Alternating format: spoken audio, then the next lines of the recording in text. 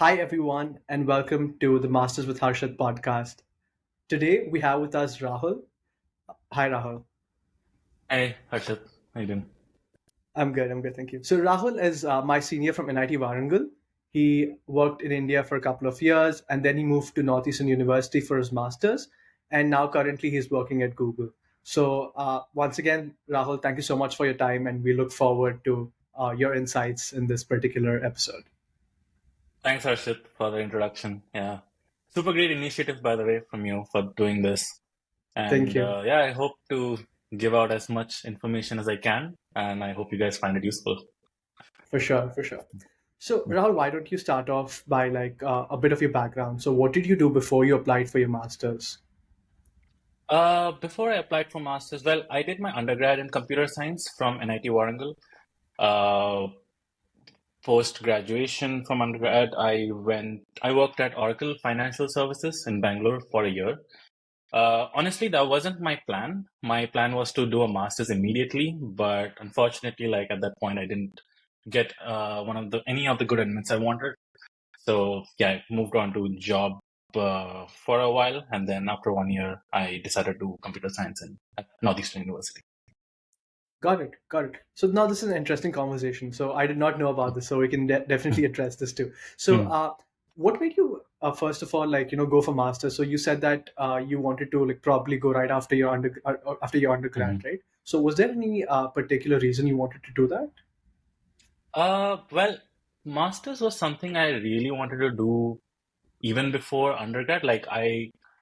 Well, for me, it was two things. One was the factor that I really wanted to go into higher studies, and the second was I really wanted to study in US. I wanted to live here and I wanted to experience life here, and that was something I always wanted, since I was a kid. So, and masters was, like my way to, get into this place. So, yeah, so that was, my main factors between for doing masters. And when I graduated from undergrad, I wasn't in the mindset to, get into the corporate world. I Right. wanted to continue studying. I, at that point, I felt like um, I wanted to specialize in something. I wanted to go more in depth into my interests. Mm-hmm. Uh, but yeah, in hindsight, honestly, I feel like taking a break from academics and doing that 1 year of Of work work. in Bangalore was like a good decision. So yeah. Absolutely, absolutely. So, Rahul, going back to what you just said, right? So, what was the difference that you think, during your two rounds when you were applying, that you think helped you get better at the second time? Did you do any? Do you know of any mistake you did the first time that you corrected on, and what was that? Yeah, I think I may have a couple of points on that. One, which I would want to talk about, is probably my SOP. So Hmm. I think one of the issues with my SOP was that I felt like in my first application, it was too structured and not very personalized. Like it Got it. wasn't really highlighting what I wanted to get out of this program or how I'm going to use this program, as a stepping stone for my career in the future. And it just became like, like a resume of, okay, I did this, I did Right. these are my It was projects. This is, a longer resume, E- basically. yeah, and I was probably playing a bit on the safer side by doing that, to be honest. And I Right. think that was one of the factors which probably was seen as a negative point on my profile. Makes sense. Also, I think my GRE also was the first time I gave it. I got a 320, and I felt like that may not have been enough. So I gave it again, and the second time I got 325, and I used that to also boost my profile. So I feel like these two factors plus the work experience which I got, I was Right. able to show certain, leadership roles in that, by taking lead on certain projects and stuff like that. So I made sure to highlight that in my profile. And I think those definitely made a difference in the second time I applied. Absolutely. I think 320 is a great score to start off with, but Mhm. obviously you upped your game, so that would obviously add value having a higher score than what you had before. So that's awesome. Yeah. So Rahul, when you were applying, right, what were your colleges that you were looking for, and how did you end up at Northeastern? So initially when I was so my pointer in NIT Warangal wasn't really the best. Okay, My pointer was 6.7. Okay, so it was got it. definitely on the lower side. So one of the first factors which I was trying to look for was universities which were not entirely, GPS centric GPF and makes sense. more of a holistic, like looked into more of a holistic background on the profile. So that was one of Right, the factors I was looking into. Other factors were definitely obviously like, the location of the university. I wanted to mm, select universities and good locations with like good job opportunities and, um, you know, like vibrant cities like, Boston, Dallas, right. Not like a SF college also. city. Not like a Yeah, college from college city. cities. Yeah, Right. yeah, basically it. That makes sense. So, Mm. Rahul, do you remember what other universities you applied for other than Northeastern, and like Yeah, what your methods were? there were tiers to which Right. I applied for. Of I course. had Yeah. ambitious, safe, Correct. Moderate. moderate. Right. Honestly, for me, I felt like with my pointer, nothing was really safe because you never know how it's gonna turn out. So Right. yeah, I applied to in my let's say ambitious universities. I had like some of the UC universities, so in Hmm. San Diego, UCLA. Yeah, I applied to Colorado Boulder University, Ohio State University. Those are Right. some of the universities where I really liked the courses being applied, Hmm. and I had done a bit of research on the professors as well, and I really liked, Got it. what I was seeing.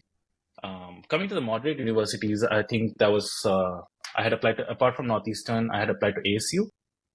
And what else was that? I think, yeah, Stony Brook was also one of the universities. Although I would Got it. put them also in the more of the ambitious category. But yeah, Hmm. I had a list of like around 7 to 8 universities. I didn't go Got it. beyond that. I think 7 to 8 or 7 to 9 is like the ideal list. Beyond that, it's Yeah, just that's too like a too sweet many spot. applications Yeah, to track. yeah, Absolutely. yeah. Absolutely. So, Rahul, what made you come to Northeastern among all the universities you applied for? Like, what was at Northeastern? What was the program structure like? And like, what the specializations? How many semesters did you have? And what was that like? So one of the really nice things I liked about Northeastern was the course was very application based over, uh, research or more like so I wasn't really interested into research. I was Right. more interested in applying my knowledge into the corporate world and building products for customers and seeing how people react to the things I create. So I really wanted to be in a place where uh, I could learn those kind of skills make me which would hone me for the corporate world. And I felt like Northeastern was one of the places which would be the best at that. So I really like that about Northeastern. The second thing was that the course structure was compared to other, like university usually has like 3 credit courses, but Right. Northeastern, all the courses are 4 credit courses. They're more heavy and they're more heavy Okay. on projects, and Got it it. was very uh, like yeah, application intensive. We were always having to build stuff as far as I remember. Hmm. And that was the review I had gotten from my seniors who were at Northeastern, and I really liked Right. that as well. Makes sense. So yeah, that was one of the things I liked about Northeastern. And yeah, so Northeastern, like uh, we had 4 semesters, and every semester we were taking 2 subjects, 4 credits Got each. it. Got it. And while that sounds less, it was very intensive, Intensive. even with that, like because of all the Correct. stuff we were doing. Yeah, Right. and finally, one more thing which I liked about Northeastern was the location. Like, I really liked Boston as a city, not just for the educational aspect. It's a college town. There's it's full of college students. There's a lot of job opportunities because there's so many industries based out of, which is very popular in there. Like the healthcare industry is booming there, the biotech industry, the tech industry. Correct. Obviously, there's a lot of startups. So that was also one of the factors. I think even the financial sector, like a lot of like consulting. Yeah, Sorry, so yeah, BCG and consulting. things like Yeah, that. exactly. Right. So I mean, I was in Boston too, and like coming from New York, I could see like the difference on how the city's Yeah. space and how there's so much of space, and like it's a much more calmer city than New York for sure. Yeah. So it's a Yeah. nice city. It's a nice city. Definitely. And Uh, speaking of those industries, sorry, just one point. The co-op, obviously, one of the selling points of Northeastern is Absolutely. the Yeah, that was co-op my next factor, question. right? Yeah. Yeah, and given that I only had 1 year of work experience, I Right. wanted to garner as much experience as I could before graduating. So Mm-hmm. co-op was one of the things which really stood out for me because instead of Right. doing a traditional 3 month course, 3 month internship, I could end up doing like an 8 month co-op, and I felt like that would boost my profile as well. Okay, so Rahul, can you like explain to people who haven't heard of the concept of co-op how that works? So, do you take the entire semester off, or like how does that work? So co-op in simplified terms is basically an extended internship. There's Right. mm, not much difference to that. What I did in my case was I did a co-op internship at MathWorks. So that Mm-hmm. lasted for 7 months. Got So it. I pushed out my graduation by one semester. So basically, I took one semester off. So Right. my course duration, instead of 2 years, it became 2.5 years. Right. Got it. And I worked over the summer and over the fall, from September to December months in this Right. co-op. And within the co-op, it has a similar structure to an internship. Like Mm-hmm. you on board, you are assigned a certain project. Uh, you know, it's just that you get more of the internship. Like I ended up working on 4 projects on Wow. this on this duration of my co-op, Right. and each of them I felt like was a very good learning experience, not just in terms of the conceptual understanding of what I got, but the Right. exposure to the American industry and Mm. understanding how you work with your American peers. That really helped. That experience really helped. Absolutely, absolutely. So, Rahul, I just wanted to know. So, this co-op is a little different from a regular internship because it's longer in duration, right? Hmm. So, does Northeastern help students get the co-op? Like, do you have recruiters or companies who come on campus to hire you, or do you have to follow the regular internship channel where you like look out for stuff on LinkedIn, online, and stuff like that? Or how is that for you? How was that for you guys? Yeah. So I think it's a bit of all of them. We Okay. had job fairs on our campus. Mm-hmm. Well, this was in my first semester, which was before COVID, when Okay. everything went remote. So we did have, physical job fairs, and Mm-hmm. where we had a lot of recruiters come up, and then we would have interactions with them, and go through the whole process of how job fairs work. And a lot of these companies had specific programs for co-op. Mm-hmm. So that was one of the selling points of these job fairs, is that there's a lot of co-op positions available.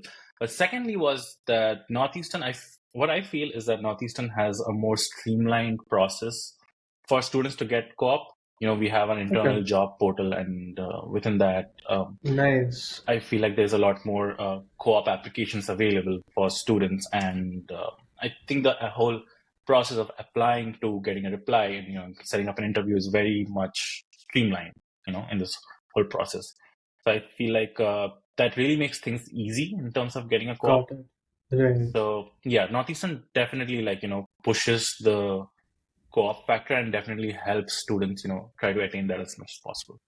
In my Got it. case, though, like I had gotten a few responses from the this not the job fair, the The co-op port. portal, Right. but I ended up getting a co-op from external resources. Like that was through a LinkedIn job profile which I saw. Got it. Got it. That's interesting. So Rahul, you spoke about how you extended your 2-year program to like another semester. So would it be possible for students to also like do 1.5 year of thing and then like the last semester's co-op, or like do they have to extend beyond 2 years at all, like for all purposes? So when you say 1.5 years, like do you mean do all Three semesters for semesters. 3 semesters and Yeah. then do a co-op? Correct. Yeah, that would also be possible. So uh, what I did was I did 2 semesters, did a co-op. So Oh, that got it. got me another summer basically, Right. in the next year, because I Right. pushed. So I had the spring and fall semester of the next year. So I Got ended up it. doing an internship during that phase as well. So you could Oh, switch it so up, you could like correct. do internship first and then, do the co-op Correct. later. And it all Right. works. So what is the graduation criteria? Like, is it like you need 32 credits? Because I'm assuming two and a four, eight, and then like since each of them have like 4 credits, is 32 credits. Is that Yeah, yeah. okay? That's basically just the graduation criteria. And I Got it. think I'm not sure if we need to maintain a GPA above 3. I don't know if that's like a hard Right. set, but Okay. obviously the credits thing is the main one.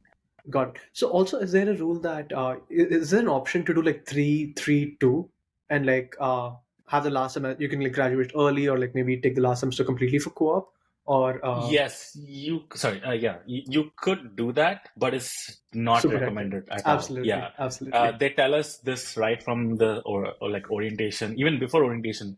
Like Okay, Northeastern had a meetup in Bangalore before. okay, It was actually pretty cool actually for them to organize that. So even nice. in Okay, that, I remember that in one of the speeches they were giving, they were saying that, yeah, while 2 courses sounds like not a lot, considering you guys have been in undergrad where you were doing like 5, 6 courses per semester. correct. Trust me, like do not do more than 2 courses. It gets very hectic and you Right, will not enjoy it.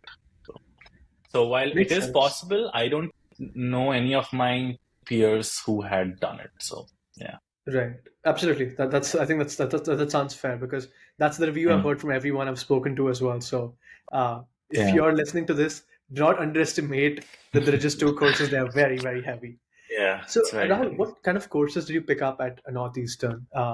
Were they courses you'd already studied before, or were they like, as you were talking about, completely application focused, or were they like a mix Mhm. of both of them, or what were they like? So when I went into Northeastern, I had an interest in AI and data science.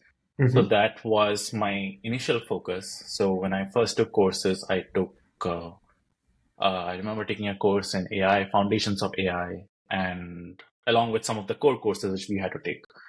Uh, but in my next semester, I took this course called web development, Mm-hmm. which I had a slight interest in, but I wasn't sure if I wanted to pursue it. But in that course, the professor taught a lot of front end related material, and I absolutely fell in love with what he was teaching. I really liked, Wow. the whole design aspect of, how front end engineers can get creative in what they do, what we can build, and I remember like spending nights on projects and just having fun and not, like not realizing that, time is just passing by. So once Right. that happened, I decided to like switch my specialization. So like in Northeastern, like when you do a CS, you would ideally want to do a specialization. So either like, there's many, right? Like human computer interaction, software engineering, AI, obviously data science. So I decided to, like switch it from my initial focus towards uh, full stack software engineering. Got And it. then I decided to pick my courses based on that. Makes sense. Makes sense. That's very interesting. In a world where everyone's Mhm. running behind ML, AI, NLP, and all those things, it's good to hear someone who's saying that we still do full stack development. So, like, we study that at university because I think it's very Mhm. different when you actually study those courses and like do your job because you add a completely different perspective rather than someone who's just like learning on the job.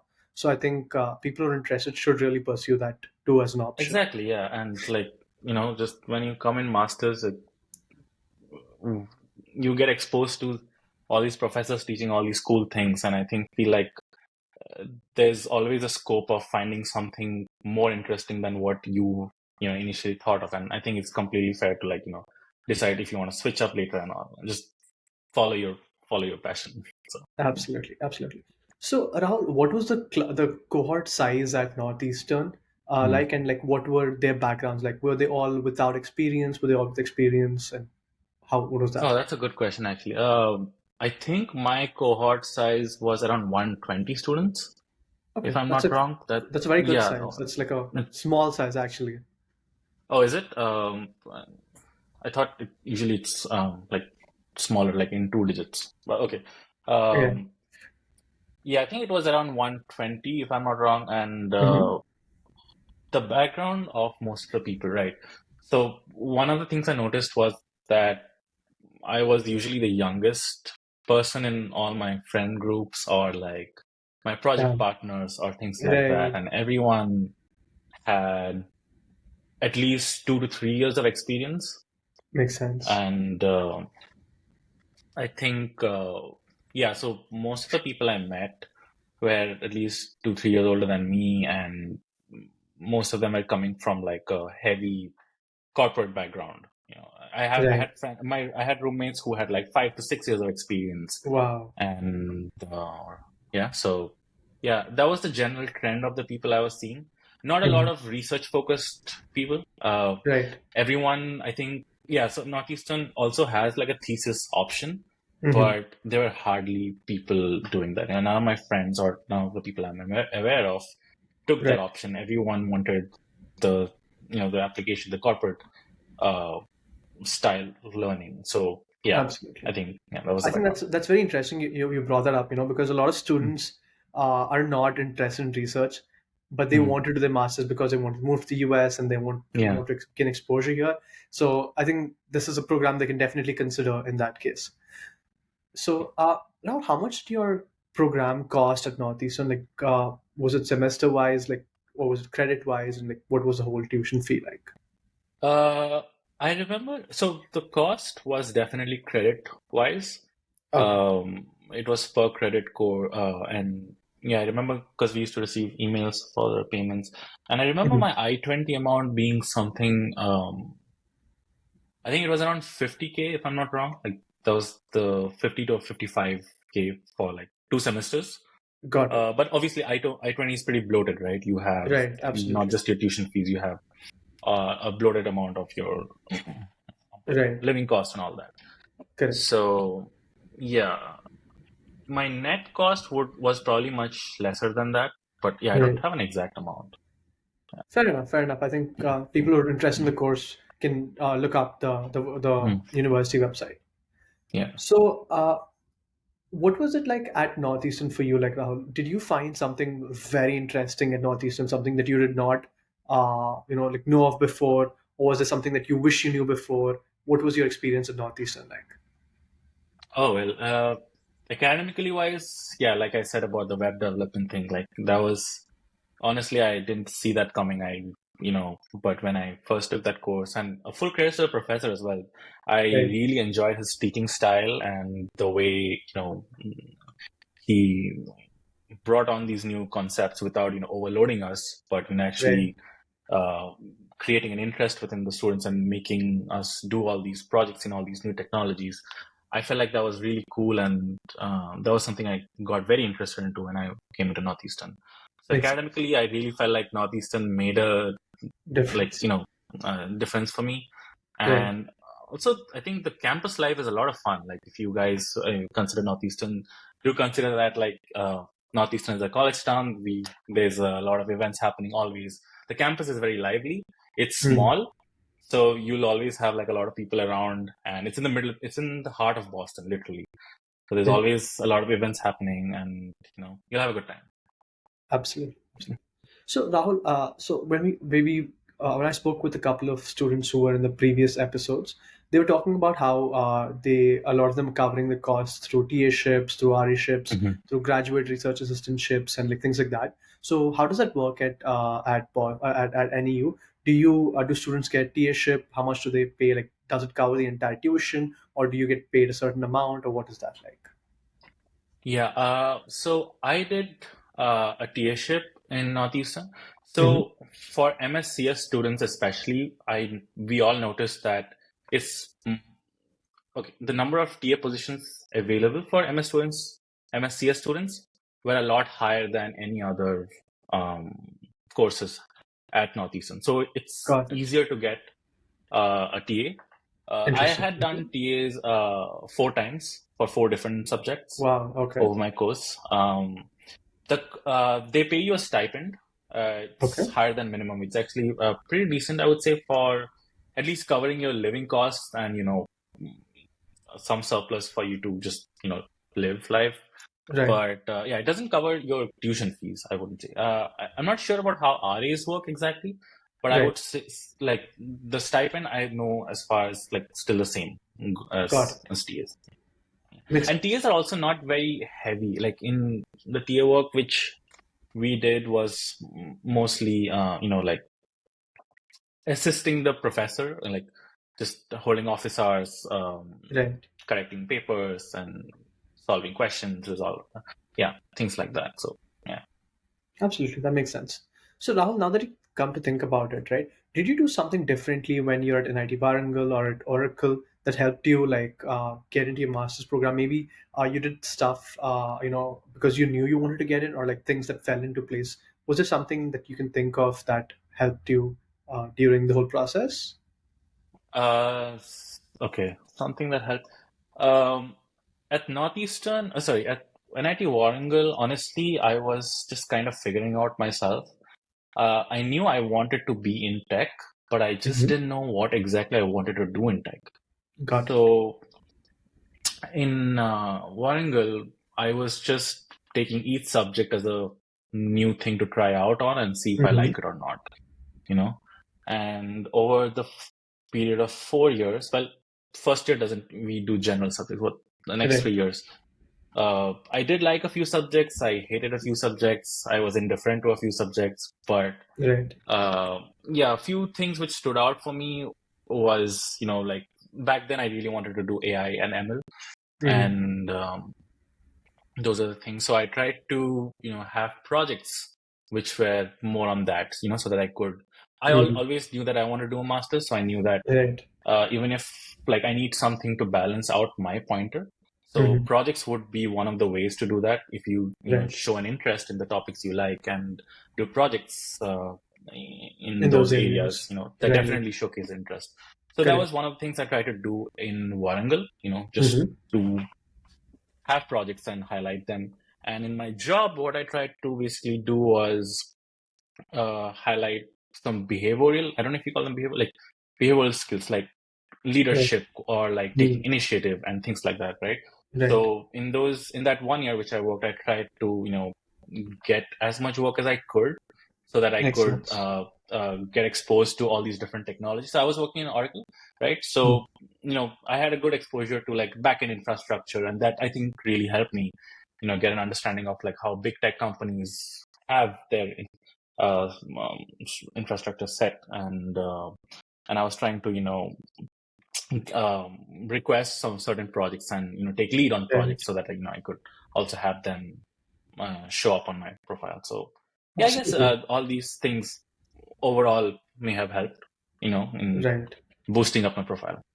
Absolutely. That makes sense. That makes sense. So Rahul, moving on from your Northeastern journey. So what was it like, getting into Google? What are you working on currently? And like, how did you make the transition? Because you did your co-op at MathWorks, right? So what was that shift like for you? Yeah, well, I co-opted MathWorks, then I did an internship at Barclays after that. Oh, interesting. Okay. Yeah, so the next summer I did Barclays, and those were interesting in terms of like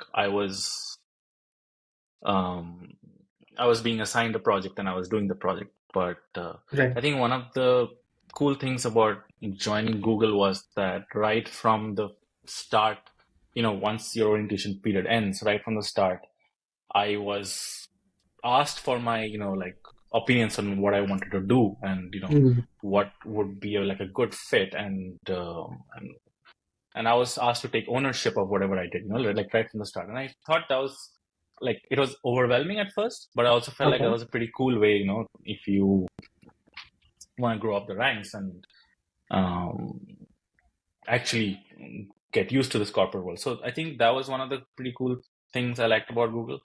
Mm. Transitioning towards Google initially, well, I moved from Boston to California. There was a whole lifestyle change Right. of that happening. Things over here are like much more laid back and like slow paced and all those things. Right. And Google even I joined during COVID, so we had a lot of just Oh, online stuff going on. So right, right. um, yeah, it just felt like I was just joining meetings initially. Like I wasn't, feeling a major connection until I first stepped foot Absolutely. in Google. Correct. But yeah, since then it's been pretty good.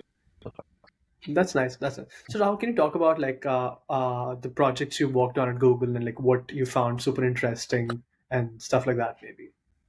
Yeah, so I work in Google Shopping. Well, that's the commerce org. Mm-hmm. So we work with third-party clients. Right now, we are working with Shopify. Mm-hmm. So basically, Shopify has multiple sales channels on Right. their website for merchants to surface their products on these different channels like TikTok or Meta or Google. Right. So, and each of them have their own app for merchants to get onboarded and set up and sync their products so that these Right. products then end up showing up on like TikTok or Google. So I worked on the Google app, Google Sales Channel Mm-hmm. within Shopify.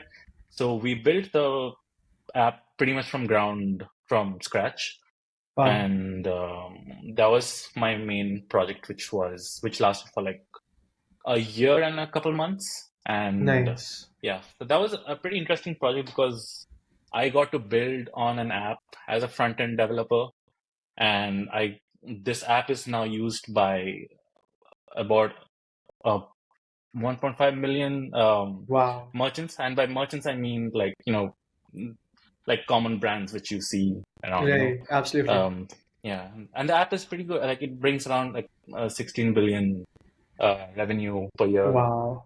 And Yeah, yeah, so that's a it was huge pretty cool to number. see, like, yeah, it's pretty cool to see the work you do, merchants, like customers actually seeing, using the stuff Correct. you create. So I yeah, absolutely. That's the satisfaction you get is unmatched, right? Like exactly. that's the Yeah, whole point. that was pretty good. Yeah, that was actually one of the projects I was doing recently. I worked on another project called the Product Studio. Mm-hmm. It's a project where we use. This was my first exposure into LLMs and Mm-hmm. generative AI. So well, the gist of it is that basically this product is helps merchants generate backgrounds for their products and images, Okay. generate background images for their products, so that Interesting. based on certain text and uh, prompts which you give, so that merchants, the products, you can highlight the products in a better way. Right. Right. And that was a pretty cool project as well. That sounds fun. That Well, sounds fun. yeah, we actually, fun fact, we actually have a patent pending on that, like a team patent Oh, on sweet, that project. So sweet. as That's a, amazing. yeah, That's amazing. yeah. So, Rahul, did you at any point in your journey, your academic journey, have a research experience or like a paper published, or was there like none? What was that like for you? No, I honestly, everyone had told me that, okay, if you want to do masters, get in the right universities, that is Correct. the right way to do it, and that is what you should Right. do. But I just never had an interest, in Absolutely. I doing think, that. right. And I also didn't want to do research just for the purpose of doing research, Like Right. maybe I would have done if something had really clicked with me, Mm. but in undergrad, nothing really did. So, I Right. didn't want to just do it just for the sake of doing it. Yeah. Absolutely. Absolutely. I think that's something a lot of people really resonate with. So I think that's very nice. That's very nice. So, Yeah. now that we're coming towards the end of the episode, are there any particular tips that you want to give to Northeastern MSCS aspirants or like MSCS aspirants in general? Like a key takeaway, like one Uh, thing that they should really do that would help them. I think, uh, I think it's important to know how to market yourself right. When you're applying to these universities, know how to, highlight what you are really looking for out of the program Right. and how the program is going to help you achieve in life. Like, I think in that way, pay extra attention to the way you write SOP, like make it into a story, but like not just any story where it's like an extended resume, just make it into why you really want it. So I can Right. maybe make a point on that was in undergrad, I was really into music, Mm-hmm. right? And so one of the things I really liked about, uh, I always wondered about or wanted to work on was, using tech to somehow work on generative music stuff. So I worked on Okay. a couple of projects in Northeastern as well based on that.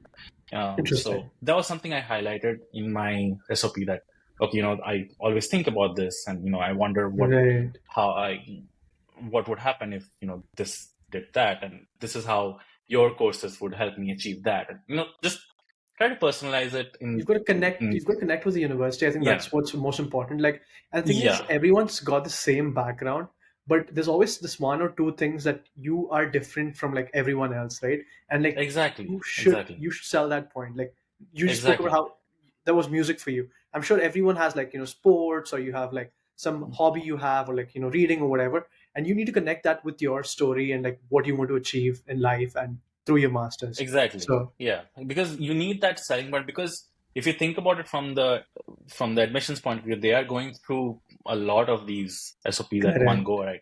And all of them are pretty much the same pattern. They are looking for that one thing, one or two things which stand out, correct. which will click with you. Strike So a chord with them, or like they yeah, can read and like exactly. feel interested. Yeah, exactly. So yeah, I would definitely say pay extra attention to SOP. Try to try to showcase your leadership qualities, how you can stand out from the rest of the crowd, and how you can uh, take control of certain situations. Maybe highlight your volunteering experiences, or like, for example, in NIT Warnagal, we had like spree and stuff like that, right? Like, Right. which are like The festivals where festivals, you, technical yeah, festivals, exactly, cultural festivals, right? cultural festival, exactly. So try to take part in all those events, show initiative, and yeah. Great. Cool. Thanks a lot, Rahul. So I think that was a great episode. A lot of takeaways, especially for students who are not very well with their GPA, because a lot of people, towards Mhm. the end of their undergrad degree, they realize, oh no, I want to apply for a master's. I've got like a seven Yeah, pointer or a 6 pointer. What do I do now? So yeah, I think this episode is really helpful for all of them, because Northeastern is an amazing university, and like exactly. if they can like do something to like compensate for the GPA, like tell them why that happened, or like have good enough story that should definitely help them. So this Yeah, was really helpful even for those who want to do their masters without a research background, because that's like the number one question I get asked, like, hey, I don't want to do research, I want to go back to corporate, but all the top yeah, universities, they keep asking for research. Like, how other yeah, universities which will not look at that? So this is definitely a great option for yeah, them as well. So yeah. thanks a lot, Rahul. Thanks for your time. This was an amazing episode. A lot of people will love it for sure. Thank you. Thank you, Harshit, for having me, and I hope whatever I spoke about today was helpful. And yeah, Absolutely, absolutely. Thank you everyone for watching this episode. If you want to know more about how to apply for masters, you can check out my masterclass in the description below. Thank you.